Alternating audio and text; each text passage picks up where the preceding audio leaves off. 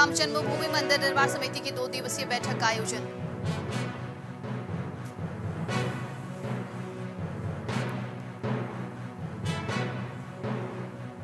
स्नातक एमएलसी चुनाव की तैयारियां पूरी। कलेक्ट्रेट कार्यालय से 17 पार्टी बूथ केंद्रों के लिए हुई रवाना। अखिल भारतीय विश्वकर्मा शिल्पकार महासभा का हुआ आयोजन।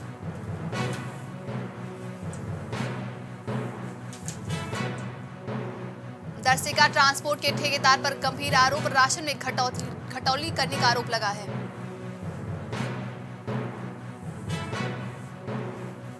रेलवे ने परिसर की जमीन पर बने मंदिर को हटाने का नोटिस जारी किया।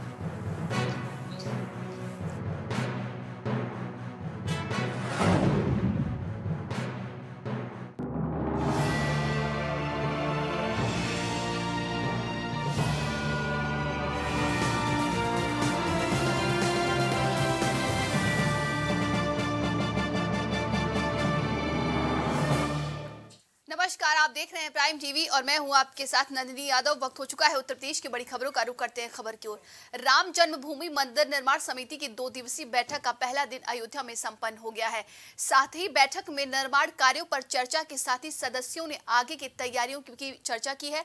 बैठक की अध्यक्षता मंदिर निर्माण समिति के अध्यक्ष निपेंद्र मिश्र ने की।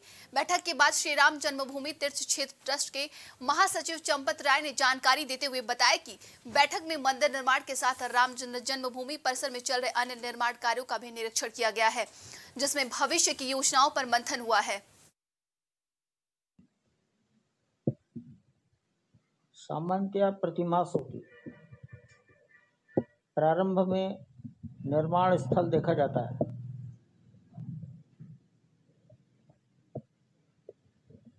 बैठक अभी कल भी चलेगी। कभी केवल मंदिर निर्माण स्थल देखते थे, आज मंदिर निर्माण से जुड़े हुए अन्य जहाँ जो निर्माण कार्य चल रहे हैं उसमें भी कई स्थानों को देखा।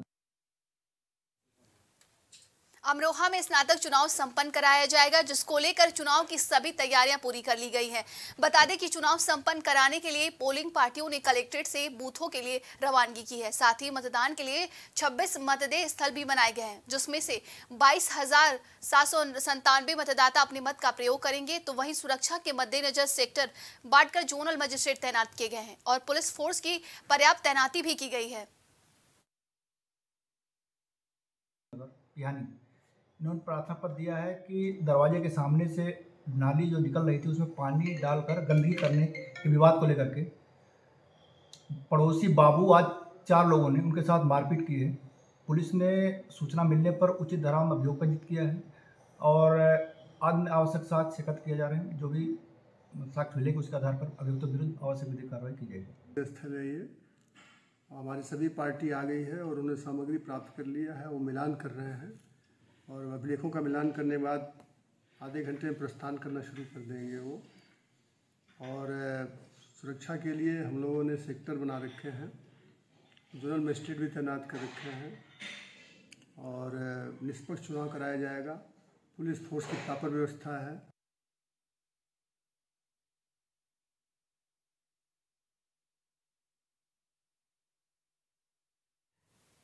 गोंडा जिले में 30 जनवरी को होने वाले स्नातक एमएलसी चुनाव को लेकर जिला प्रशासन की तैयारियां पूरी हो गई है, जिसमें 16 ब्लॉक में 17 बूथ केंद्र बनाए गए हैं और वहीं कलेक्ट्रेट कार्यालय से 17 पार्टियों को बूथ केंद्रों के लिए रवाना किया गया है। बता दें कि स्नातक एमएलसी चुनाव में 24 कैंडिडेट हैं। जिले में करीब 7,903 मतदाता हैं। अपने मत का प्रयोग करने के लिए सरकार की 14 पहचान पत्र का लोग अपने मत का प्रयोग कर सकते हैं। का चुनाव कल होना है। हमारे 17 बूथ हैं, 17 पार्टी हैं। सारी पार्टी रवाना हो चुकी हैं और 7,903 हमारे वोटर हैं। सारा सामग्री लेकर के सब रवाना हो गए हैं। शांति व्यवस्था की पूरी तैयारी है, बनाए रखी जाएगी, कोई दिक्कत की बात नहीं। कितने कैंडिडेट्स हैं? कैंडिडेट 24 हैं टोटल। बांदा के रेलवे स्टेशन परिसर स्थित हनुमान मंदिर के बाहर रेलवे ने एक नोटिस चिपकाया है जिसमें लिखा गया है कि 15 दिन के अंदर यहां से मंदिर हटा दिया जाए। यही नहीं, रेलवे इस मंदिर को तोड़ने के लिए मजबूर हो जाएगा। वहीं दूसरी ओर लोग नोटिस को लेकर आक्रोशित नजर आ रहे हैं। साथ ही बजरंग दल ने मंदिर के बाहर बैठकर धरना प्रदर्शन भी किया।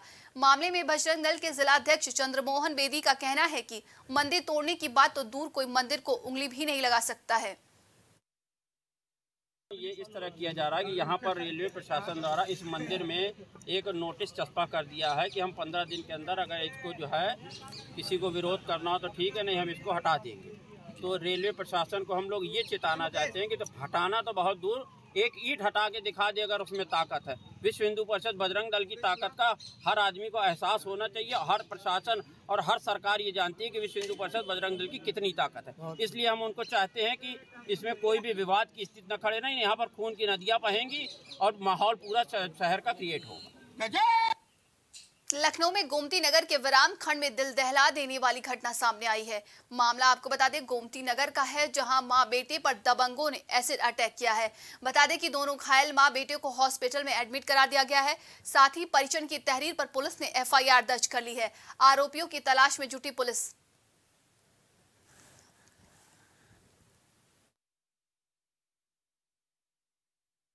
उसने दरवाजे को ऐसे धक्का दिया और मेरे ऊपर ऐसे फेंक दिया पूरा। और इतनी देर में फिर हम जल्दी से, जितनी जलन कर रही थी, फिर हम अपने ऊपर पानी डाल रहे थे और फिर इतनी तेज चिल्ला रहे थे, मम्मी भी चिल्ला। विगत रात 10 बजे विकास वर्मा नाम के एक व्यक्ति के घर पे एक व्यक्ति ने दरवाज़ा खटखटाया। दरवाज़ा खोले जाने पे उन्होंने विकास वर्मा को पूछा और जब विकास वर्मा दरवाजे पे आए तो उनको ऊपर किसी ज्वलनशील पदार्थ से हमला किया गया, जिसमें विकास वर्मा को चोट आई है। और ऐसा प्रतीत होता है कि उस ज्वलनशील पदार्थ का कुछ हिस्सा उनकी मदर के चेहरे पे और हाथ पैर पे भी लगा, जिसकी वजह से उनकी मदर को भी चोट आई है। इसी क्रम में थाना गोमती नगर ने तुरंत 326A में एक अभियोग पंजीकृत किया है और दोनों पीड़ितों को अस्पताल में एडमिट कराया गया। अभी तक की स्थिति दोनों पेशेंट्स की स्टेबल है। हरदोई में विद्युत उपकेंद्र कछौना के ग्राम समसपुर में विद्युत कर्मियों से मारपीट का मामला सामने आया है। आपको बता दें जिसका एक वीडियो जमकर वायरल हो रहा है, जिसमें विद्युत कर्मी पीटते हुए दिखाई दे रहे हैं। जानकारी के मुताबिक विद्युत चेकिंग के नाम पर बिल रीडिंग निकलवाने गए विद्युत कर्मियों और ग्रामीणों में कहासुनी हो गई। विवाद के बाद मामला कोतवाली में पहुंच गया, जिसकी तहरीर पर मिलने के बाद पुलिस ने मामले की जाँच में जुट गई है।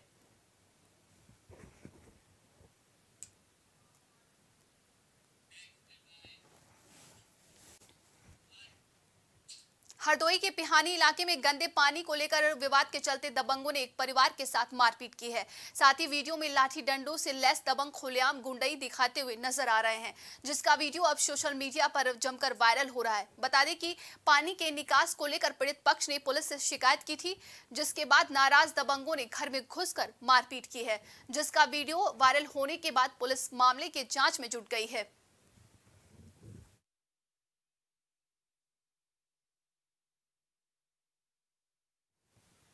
विधान परिषद गोरखपुर फैजाबाद खंड स्नातक निर्वाचन के लिए 30 तारीख को चुनाव होने हैं, जिससे लेकर जिला प्रशासन ने तैयारियों को अंतिम रूप दे दिया है। बता दें कि जनपद में कुल 33,140 मतदाता हैं। चुनाव को संपन्न कराने के लिए कुल 27 मतदान केंद्र, 22 ब्लॉक और 3 विद्यालय, नगर पालिका परिषद और नगर पंचायत पर मतदान केंद्र बनाए गए हैं। चुनाव को शांतिपूर्ण संपन्न कराने के लिए 22 प्रभारी निरीक्षक भी तैनात किए गए हैं।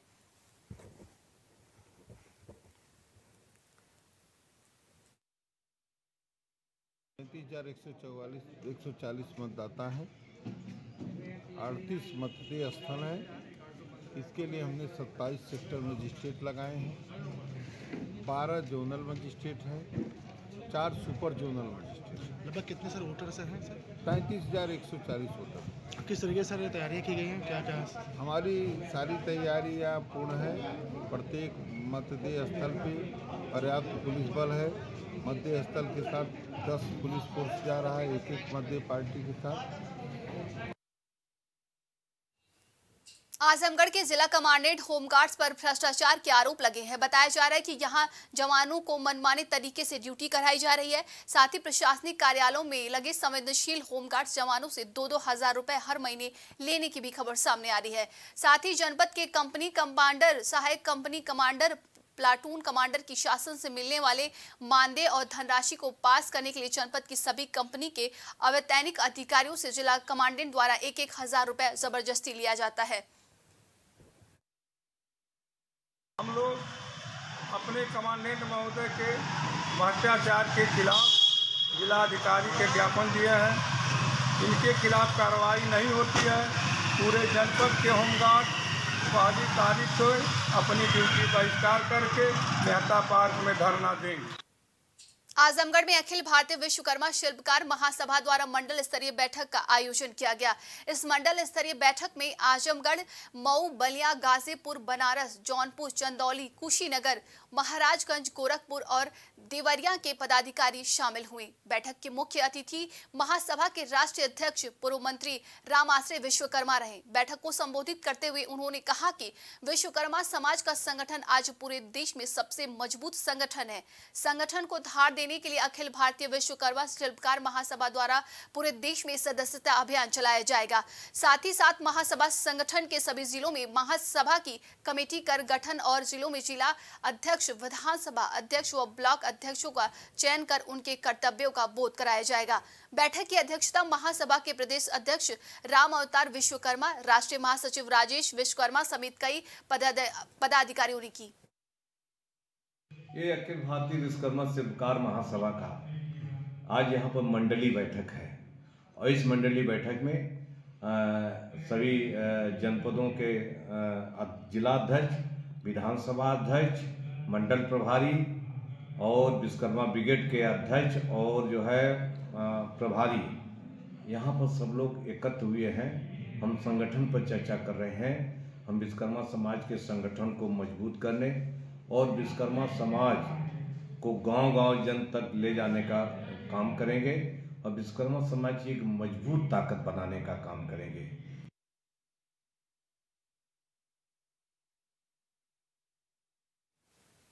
बिजनौर में एक दोस्त ने अपने दोस्त को मौत के घाट उतार दिया। बताया जा रहा है कि पैसे के लेन देन के चलते हत्या को अंजाम दिया गया है।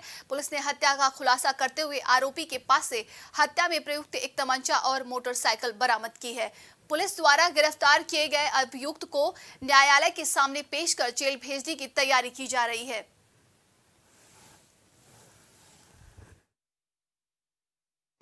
रात्रि लगभग 10 बजे सूचना प्राप्त हुई कि एक व्यक्ति को मार करके उसका शव नज़रपुर में एक व्यक्ति के घर के सामने फेंक दिए हैं। इस सूचना प्राप्त हुई। सूचना पर थाना प्रभारी, क्षेत्राधिकारी और मेरे द्वारा भी जाकर के मौके पर घटनास्थल का निरीक्षण किया गया और जो उनके द्वारा तहरीर दी गई उसके आधार पर सुसंगत धाराओं में अभियोग दर्ज करके इसमें कार्रवाई प्रारंभ की गई। वहाँ पर भी जो है मृतक द्वारा जो है इनसे पैसे की मांग की गई कि और पैसे लाओ, शराब पिएंगे। इन्होंने मना किया तो इनको जो है उसने कुछ गाली गलौज किया, जिसपे जोश में आकर के इन्होंने जो चारपाई का पाया होता उससे मारा, वार किया। इसके बाद फिर जो है उसको तमंचे से फायर करके उसकी हत्या कर दी है। तो इसमें ये नृपेंद्र उर्फ भोलू निवासी नज़रपुर को गिरफ्तार किया गया है और विवेचनात्मक कार्रवाई करके इसको माननीय न्यायालय के समक्ष पेश किया जा रहा है। इसमें एक जो वीर सिंह का नाम है जो है कि वीर सिंह की घटना के बारे में क्या संलिप्तता है, ऐसा इनका कहना है कि इनको चांदपुर में उतार दिया गया था। इनकी संलिप्तता के संबंध में पृथक से अलग से इसमें हम लोग विवेचनात्मक गहराई से छानबीन कर रहे हैं और उनकी संलिप्तता के आधार पर उन पर अग्रिम कार्रवाई की जाएगी।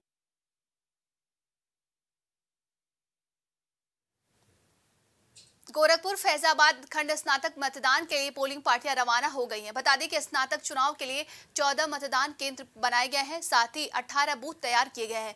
निष्पक्ष चुनाव कराने के लिए तैनात 18 पीठाधीन अधिकारी तैनात किए जाएंगे।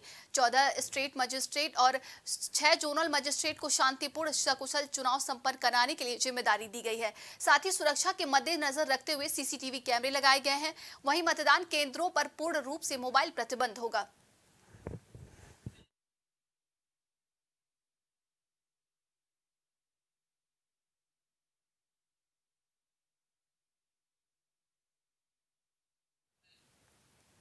आजमगढ़ के ब्लॉक पहलनी में कोटेदार संघ और कई ब्लॉक के कोटेदार पदाधिकारियों ने दर्शिका ट्रांसपोर्ट के ठेकेदार प्रतिनिधि हरिनारायण सिंह पर कई आरोप लगाए हैं।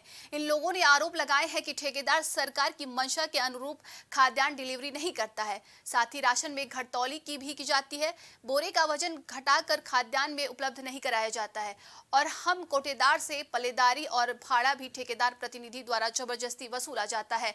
संघ का कहना है कि हमने इसकी शिकायत कई बार जिले के कमिश्नर, डीएम और कई आला अफसरों से की, लेकिन कोई सुनवाई नहीं हुई। संघ का ये भी कहना है कि हम इसकी शिकायत मुख्यमंत्री से भी करेंगे, अगर वहां भी सुनवाई नहीं हुई तो हम लोग कोर्ट का दरवाजा खटखटाएंगे।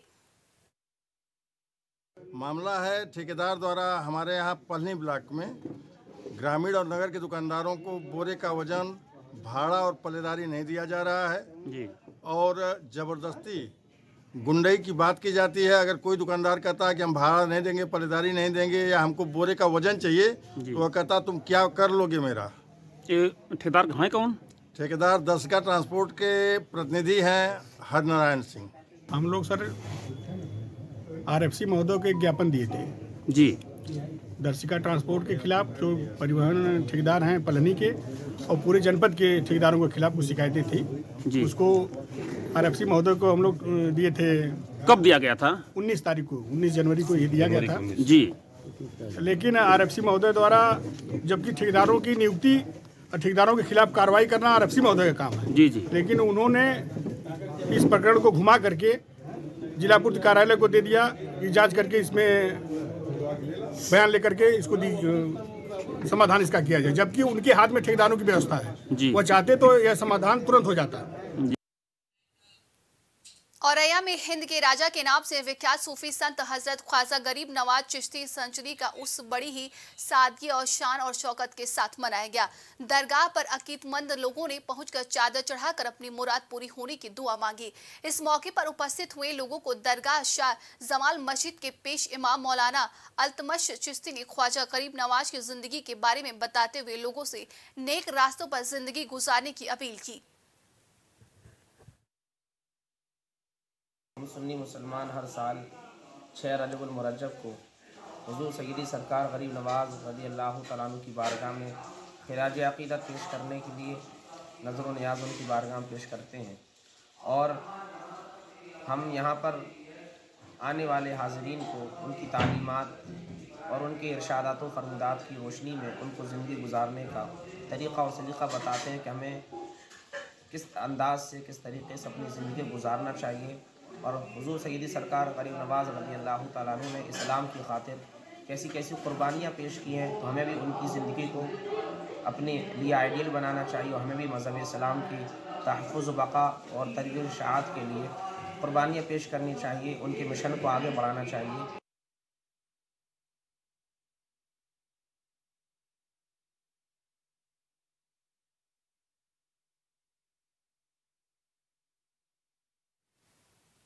अभी के लिए उत्तर प्रदेश की खबरों में बस इतना ही। देश दुनिया की तमाम खबरों के लिए देखते रहिए प्राइम टीवी।